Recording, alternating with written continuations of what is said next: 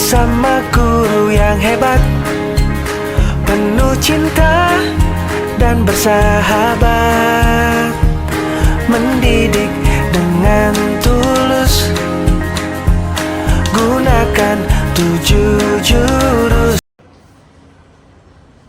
Assalamualaikum warahmatullahi wabarakatuh. Selamat datang pada ibu-ibu semua. Saya ucapkan terima kasih terlebih dahulu karena sudah menyempatkan hadir atas undangan saya untuk melihat hasil dari berbagi praktik baik saya. Jadi ini tentang implementasi 7 gurus BK hebat. Jadi Bapak Ibu, sebelumnya saya mau bercerita sedikit tentang pengalaman saya selama pelatihan. Jadi kami ada 10 guru BK perwakilan dari Biren yang terpanggil untuk mengikuti calon fasilitator daerah ke Banda Aceh. Jadi di sana ada fasilitator nasional yang memang mereka sudah diberi pelatihan terlebih dahulu dan memberi pelatihan lagi kepada kami. Nah, nantinya kami juga akan seperti itu memberi pelatihan kepada guru-guru yang non BK.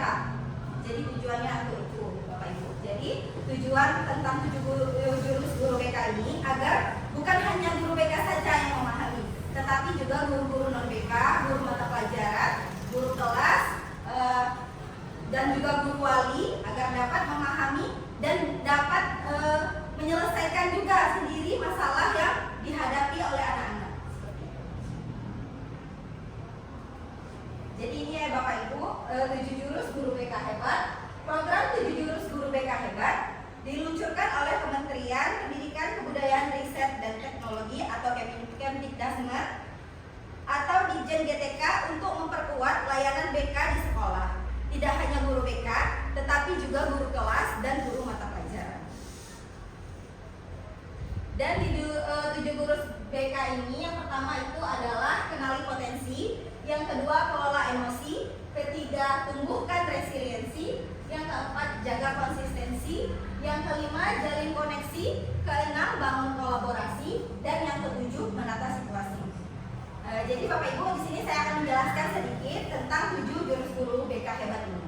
Karena kalau saya jelaskan semuanya mungkin secara umum saja ya Bu sekarang ini, karena kalau secara keseluruhan akan memakan waktu yang lama. Jadi yang pertama itu adalah kenali potensi. Jadi Bapak Ibu tentunya sudah memahami apa itu potensi ya Bapak Ibu. Kita tahu bahwa anak-anak kita ini semuanya memiliki potensi, yaitu kemampuan yang bahkan sudah ada sejak lahir. Sudah ada bakatnya sejak lahir dia bawa. Jadi tapi anak-anak sekarang mungkin tidak tahu arahnya kemana. Jadi guna dari kita mengenali potensi ini agar kita dapat mengarahkan anak-anak ke minat atau ke bakatnya yang sesuai, dan juga bisa mengenali gaya belajarnya. Selama ini mungkin dia sudah tahu dia suka belajar dengan cara seperti ini, tapi dia masih ragu apakah iya apakah tidak. Jadi dikenali potensi ini kita bisa memberikan instrumen kepada anak-anak dan ada hasilnya, jadi lebih meyakinkan lagi untuk anak-anak. Yang kedua itu ada kelola emosi. Kelola emosi di sini Bapak Ibu, emosi itu kan perasaan ya, perasaan yang dimiliki seseorang ketika dalam situasi dan kondisi tertentu. Ya, jadi anak-anak itu kan tidak memahami, bahkan saya sudah masuk di kelas 21, jadi saya tanya apa itu emosi. Jadi mereka itu bilang marah Bu. Jadi maka itu penting kita memberikan teori tentang kelola emosi itu, karena anak-anak hanya tahu emosi itu hanya marah. Nah, dari itu kelola emosi ini penting supaya anak-anak mengenali macam-macam emosi dan mampu mengelola emosi sesuai dengan arahnya gitu Bu, sesuai. Jadi kalau dia marah harusnya bagaimana? Kalau dia sedih harusnya bagaimana? Kalau dia senang harusnya bagaimana?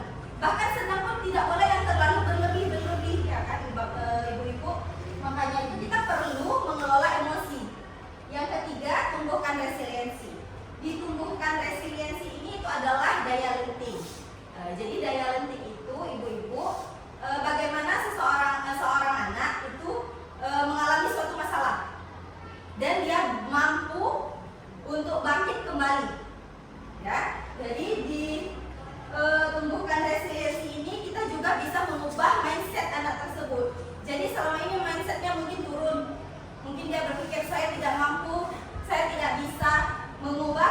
pemikiran yang grow mindset, yang bertumbuh, ya ibu-ibu. Jadi bagaimana supaya ternyata aku mampu, saya bisa, seperti itu ya ibu-ibu. Terus yang keempat itu adalah jaga konsistensi. Nah, jaga konsistensi ini bagaimana kita mengajarkan siswa-siswi untuk disiplin, untuk berdisiplin positif ya Bapak Ibu, mulai dari bangun pagi. Jadi bangun pagi jam berapa? Misalnya apa yang hari ini sudah dilakukannya, bagaimana rencananya besok? Jadi kita buat rencana besok, rencana seminggu ke depan apa yang akan dia lakukan. Apakah di rencananya itu ada masuk belajar atau ada masuk hal-hal yang positif seperti itu. Jadi kita bisa mengajarkan anak untuk konsistensi, untuk mengatur jadwal-jadwalnya, untuk datang tepat waktu ke sekolah, gitu ya ibu-ibu sekalian. Lalu yang kelima itu ada jalin koneksi. Jalin koneksi, bagaimana koneksi kita dengan anak, bagaimana sikap kita, apakah kita mampu mendengarkan anak-anak, ya. Jadi sikap attending, sikap penerimaan kita terhadap anak-anak. Jadi kita menjalin koneksi yang baik dengan anak-anak sehingga anak-anak mau bercerita dengan kita. Jangan kita sampai siswa tidak mau bercerita sama sekali dengan kita. Jadi bagaimana cara kita untuk menjalin koneksi yang baik dengan siswa. Baik itu juga dengan orang tua, baik sesama siswa dan siswa. Jadi ada koneksi, bagaimana kita mengajarkan siswa juga memiliki koneksi dengan teman sejawatnya, seperti itu. Dan yang keenam itu adalah bangun kolaborasi. Di sini pentingnya bangun kolaborasi ya Bapak Ibu untuk menciptakan sekolah yang aman, nyaman dan menggembirakan. Kita harus mampu berkolaborasi. Seperti kami guru BK. Kalau ada masalah juga berkolaborasi dengan guru wali kelas. Sekarang juga kita sudah tambah guru wali. Dan juga kalau ada masalah yang berkaitan dengan mata pelajaran, kita berhubungan dengan guru mata pelajaran. Yang memang kita harus membutuhkan orang tua, kita juga harus membangun kolaborasi dengan orang tua. Dan misalnya juga seperti masalah narkoba misalnya, itu kan memang tidak bisa kita tangani di sekolah. Jadi jangan kita berusaha tutupi juga. Kalau misalnya kita memang butuh bantuan dari BNN, kita bisa telepon ke BNN. Dan juga masalah psikologi, psikis yang mendalam, yang tidak bisa dibantu lagi oleh sekolah, kita bisa berkolaborasi dengan pihak psikolog, seperti itu. Jadi dengan stakeholder yang memang memungkinkan untuk menyelesaikan masalah siswa. Yang ketujuh yaitu menata situasi. Jadi menata situasi ini kita bagaimana menghadapi ancaman-ancaman yang saat ini terjadi. Kita tidak bisa menghindari ancaman tersebut, ibu-ibu, seperti bencana alam. Nah, bencana alam kita tidak akan mungkin bisa menghindari. Tetapi bagaimana cara kita mengatasinya? Jadi dengan menata situasi ini, kami diberikan pelajaran tentang itu, bagaimana kita mengatasi setelah mengalami sesuatu hal, ancaman seperti itu. Seperti juga sosial media, itu juga tidak bisa kita bendung sebagai guru. Kita tidak bisa bendung, kita nggak mungkin bisa lihat apa yang diakses oleh anak-anak. Tetapi bagaimana cara kita untuk mensosialisasikan kepada anak-anak agar tidak melenceng, agar mereka tidak mensalahgunakan sosial media. Jadi kita berikan sosialisasi bagaimana penggunaan gadget secara positif. Seperti itu. Ya, jadi di pelatihan kemarin juga kami diberikan pelajaran tentang metode ARKA. Jadi di metode ARKA ini ada 4 kegiatan selama pembelajaran. Yang pertama yaitu aktivitas. Di aktivitas ini siswa diajak untuk melakukan aktivitas yang berkaitan dengan tema. Jadi apa tema hari ini? Kita sebelum teori kita masuk dulu dan melakukan aktivitas. Jadi anak-anak mungkin lebih bersemangat, bukan seperti misalnya masuk langsung ceramah, tidak seperti itu. Jadi bagaimana kita bisa membangun kelas lebih menyenangkan. Yang kedua itu adalah refleksi. Dari aktivitas yang sudah dilaksanakan tadi, bagaimana perasaannya, bagaimana apa yang sebenarnya aktivitas tadi itu apa sebenarnya. Jadi anak-anak kita refleksikan, apakah selama ini aktivitas tersebut pernah dilakukan, apa yang kamu lakukan gitu. Jadi kita tanya, di konsep itu baru masuk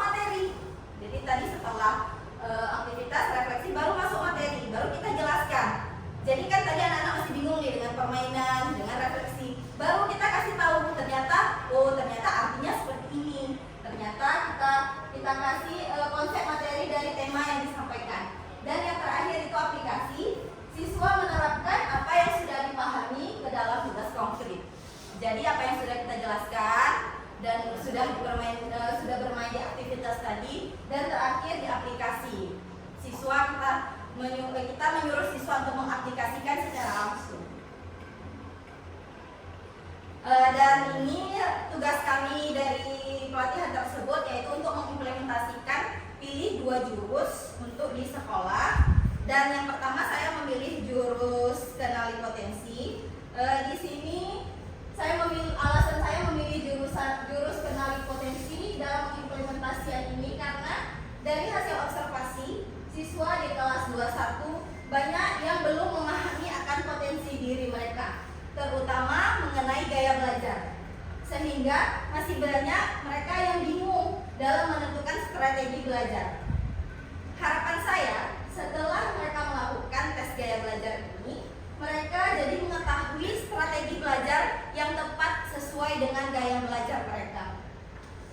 Lalu hasil yang saya dapatkan, siswa sudah mengetahui gaya belajar mereka masing-masing dan strategi belajar yang tepat sehingga mereka sudah menerapkannya dalam kehidupan sehari-hari. Ya, jadi dengan penerapan ARKA tadi, yang pertama sekali saya aktivitas yaitu siswa mengisi instrumen gaya belajar melalui aplikasi Aku Pintar. Jadi saya menyuruh siswa untuk membawa handphone dan membagikan link ke grup. Lalu link tersebut yang diisi oleh anak-anak tentang instrumen gaya belajar. Dan dari aktivitas tersebut langsung nampak hasilnya, ya Bapak Ibu. Nanti Bapak Ibu boleh juga coba di aplikasi Aku Pintar. Di situ ada bermacam-macam tes. Ada tes kemampuan dasar. Jadi kalau kemampuan itu bisa mengarahkan dia cita-cita, bisa mengarahkan karir ke depannya bagaimana. Tetapi saya di sini memilih tes gaya belajar karena siswa kelas 2, jadi membantu mereka bagaimana memotivasi mereka agar mereka tahu cara belajar yang tepat. Dan refleksi, siswa menjawab pertanyaan refleksi dan mempresentasikan hasil refleksi di depan kelas. Jadi di refleksi ini saya menanyakan apakah hasil dari aktivitas itu tadi, hasil dari gaya belajar tadi sesuai dengan yang sudah dia lakukan selama ini. Nah, apakah memang kan di aktivitas sudah keluar ya, Ibu-ibu sudah keluar hasilnya. Di refleksi saya menanyakan apakah memang sudah sesuai dengan hasil dengan yang dia lakukan selama ini. Seperti itu. Lalu konsep, guru menjelaskan materi gaya belajar. Di sini baru saya jelaskan apa itu gaya belajar. Jadi sedikit saya jelaskan gaya belajar itu ada 3, mungkin Ibu-ibu juga sudah tahu. Ada visual, auditori, dan kinestetik. Di visual ini siswa lebih suka melihat. Dia lebih suka melihat seperti guru menjelaskan di depan, seperti PowerPoint ini. Itu anak-anak visual juga suka seperti melihat peta-peta konsep. Ya, peta-peta konsep. Mereka lebih cenderung suka melihat. Dan yang auditori yang kedua itu lebih suka mendengar. Mungkin bisa mendengar lewat video, lewat televisi, lewat radio, dan dengan guru yang di depan ini juga dia lebih mendengar. Dia tidak perlu melihat gurunya, tetapi dia bisa mendengar pelajaran itu. Terakhir kinestetik, siswa yang lebih suka dengan praktik langsung, ya Ibu-ibu. Jadi kadang ada siswa yang kita lihat memang tidak bisa diam. Jadi itulah mungkin dia memang termasuk ke jenis gaya belajar ya kinestetik. Jadi dia suka dengan berjalan, suka dengan praktik langsung. Kadang kita menjelaskan di depan dia juga ikut tanya langsung ke depan, memang tidak bisa diam, itu ya Ibu-ibu. Lalu di aplikasinya kami meminta siswa untuk menentukan strategi belajarnya. Jadi saya memberikan gambar-gambar dari berbagai macam cara-cara belajar. Jadi siswa menentukan strateginya sesuai dengan gaya belajar yang sudah dia miliki. Dari hasil aktivitas tadi saya kelompokkan siswa menurut ada kelompok audio, visual, dan kinestetik. Jadi dari ketiga kelompok saya kasih kertas dengan campur, saya kasih kertas campur. Jadi bagaimana mereka mampu memilih strategi mana yang cocok dengan kelompoknya masing-masing. Dan ini hasilnya dari kelas 21 ada 50% ya Ibu-ibu yang memang kinestetik. Jadi selama ini kita dengar si A tidak bisa diam saat belajar. memang inilah kenyataannya. Setelah kita tes, ternyata memang mereka tidak bisa diam gitu. Sukanya belajar dengan gerakan, dengan aktivitas langsung. Dan ada 30% yang auditori dan 20% yang visual. Jadi ini dokumentasi saya di kelas 21 ya Bapak Ibu. Di sini ada aktivitas, di sini sesuai dengan arka yang sudah saya jelaskan tadi. Di sini aktivitas siswa mengisi link gaya belajar. Di refleksi ini siswa mempresentasikan hasil refleksinya. Di sini konsep saya menjelaskan materi, dan terakhir aplikasi, siswa yang sudah dikelompokkan menempelkan strategi yang sesuai, dan ini adalah hasilnya. Itu tadi yang implementasi jurus 1, dan sekarang implementasi jurus kedua, yaitu saya memilih tentang kelola emosi. Alasan saya memilih jurus kedua ini adalah karena dari hasil observasi siswa kelas 22 diketahui masih banyak yang belum bisa mengelola emosinya dengan baik.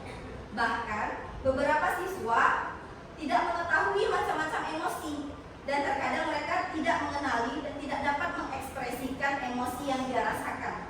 Oleh karena itu, saya rasa perlu untuk kita memberikan tema tentang kelola emosi. Jadi setelah itu, hasil yang saya dapatkan dari pengimplementasian jurus ini, yaitu siswa mulai mengerti macam-macam emosi dan cara mengendalikan emosi dengan benar dan bijak. Juga dengan metode AK ya Bapak Ibu. Yang pertama tadi saya kasih aktivitasnya mereka untuk menyusun puzzle emosi. Jadi saya kasih kertas juga, guntingan kertas, saya bagikan kelompok, dan mereka menyusun tentang berbagai emosi. Jadi dari aktivitas tadi, yang kedua refleksi, siswa menjawab emosi apa yang terbentuk dari aktivitas, dari puzzle itu, emosi apa yang terbentuk, dan saat apa emosi itu bisa terjadi. Misalnya saya akan kasih yang marah, terus saya kasih pertanyaan refleksi, kegiatan apa yang bisa membuat siswa marah. Jadi mereka menjawab dan mempresentasikannya. Lalu konsep, saya menjelaskan tentang materi tentang macam-macam emosi dan strategi mengelola emosi. Dan yang terakhir aplikasinya, itu ada beberapa pilihan yang memang bisa kita gunakan. Bisa roda pilihan, bisa papan cuaca, bisa papan emosi, banyak ya Bapak Ibu. Jadi di sini saya memilih untuk membuat papan emosi. Jadi anak-anak saya bagikan stik es krim dan mereka menulis nama.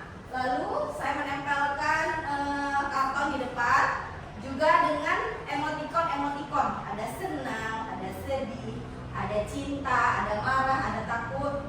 Jadi siswa tersebut mengisi satu-satu, dipanggil ke depan untuk mengisi. Setelah pembelajaran itu bagaimana perasaan mereka? Jadi itu aplikasinya. Bagaimana perasaan mereka saat pembelajaran itu? Bagaimana? Jadi siswa sudah mengisinya. Dan ini dia ya dokumentasinya, Ibu-ibu. Jadi yang pertama itu aktivitas, tadi saya bilang membuat puzzle. Yang kedua, siswa mempresentasikan hasilnya. Dan yang ketiga, saya menjelaskan materi. Yang keempat, siswa menempelkan stik nama di depan. Dan ini papan emosinya, jadi siswa mengisi dengan stik-stik nama mereka.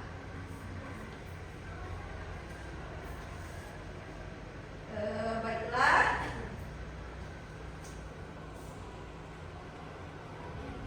Bapak Ibu, apakah ada tanggapan atau penguatan untuk praktik baik yang saya lakukan ini?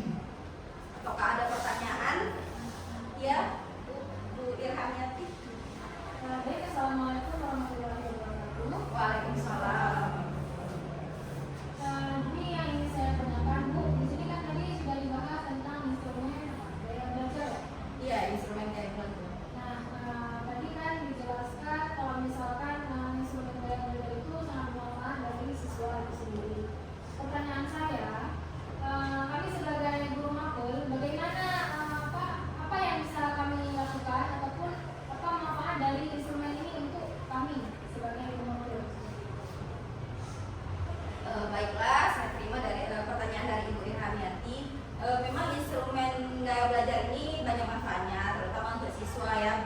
sekalian. Jadi dengan hasil yang ada di instrumen itu, siswa bisa lebih memahami, oh ternyata saya suka belajar dengan melihat. Jadi dengan seperti itu mereka melakukan belajar dengan yang memang disukai. Lalu apa sih manfaatnya untuk guru-guru yang lain atau untuk guru mapel? Itu sangat bermanfaat juga sebenarnya itu. Jadi nanti dari hasil, misalnya ibu-ibu tes di kelas yang ada di masuk ke kelas. Jadi buat tes seperti itu, nanti hasilnya bisa kita gunakan untuk membuat rancangan pembelajaran.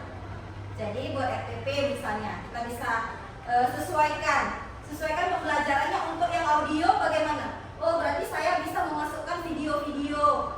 Jadi siswa saya bisa dengan mendengarkan. Untuk yang visual bagaimana? Oh saya kasih dengan melihat seperti PowerPoint. Atau saya dan yang untuk kinestetik bagaimana sukanya? Dia suka dengan kita berdiri dengan gaya seperti ini Bu. Jadi dengan gaya bisa. Jadi dengan praktik langsung juga kinestetik. Jadi kita kasih di pembelajaran kita itu ada yang mengerjakan sesuatu gitu. Jadi dengan kita mengetahui gaya belajar, kita bisa mengisi membuat RPP itu dengan 3 gaya belajar tersebut. Jadi berdiferensiasi sekarang bahasanya ya Bapak Ibu. Jadi kita bisa membuat RPP yang berdiferensiasi yang bisa untuk semua gaya belajar siswa. Jadi tidak ada siswa yang, insya Allah tidak ada siswa yang malas belajar lagi. Mungkin itu Ibu Irhamiati guna untuk guru-guru mapel yang lain. Baik Bapak Ibu, apakah ada yang lain? Jika tidak ada, saya ingin kita semua untuk ice breaking kita.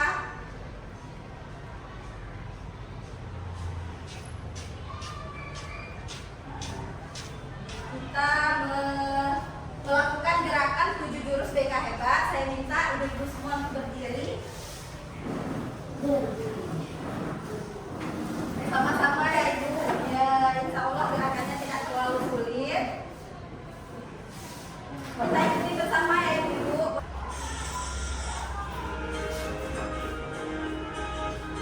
Ayo ibu semuanya.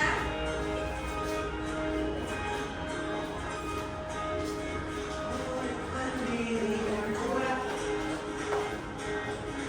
tumbuh di lingkungan sehat,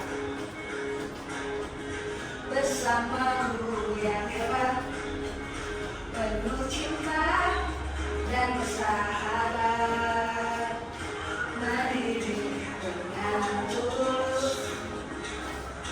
gunakan 7 jurus, kenali potensi, kelola emosi, tumbuhkan resiliensi, jaga konsistensi dan jalin koneksi, membangun kolaborasi dan mengatasi situasi.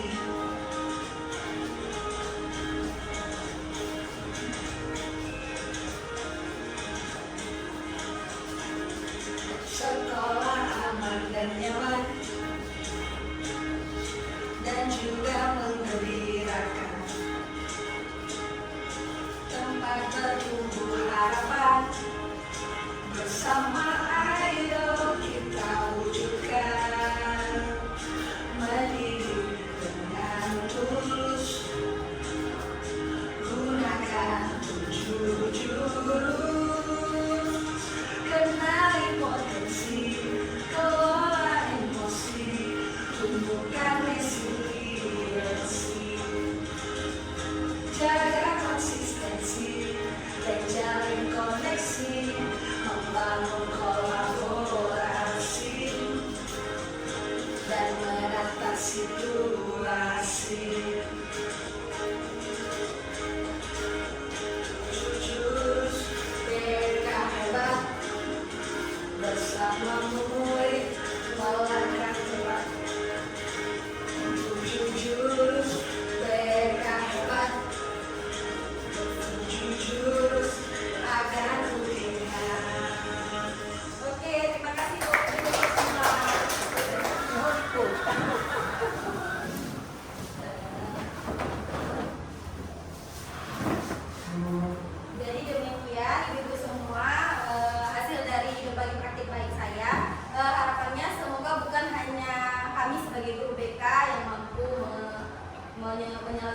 menyelesaikan masalah anak-anak, tetapi ibu-ibu yang di dalam kelas juga dengan sendirinya mampu menyelesaikan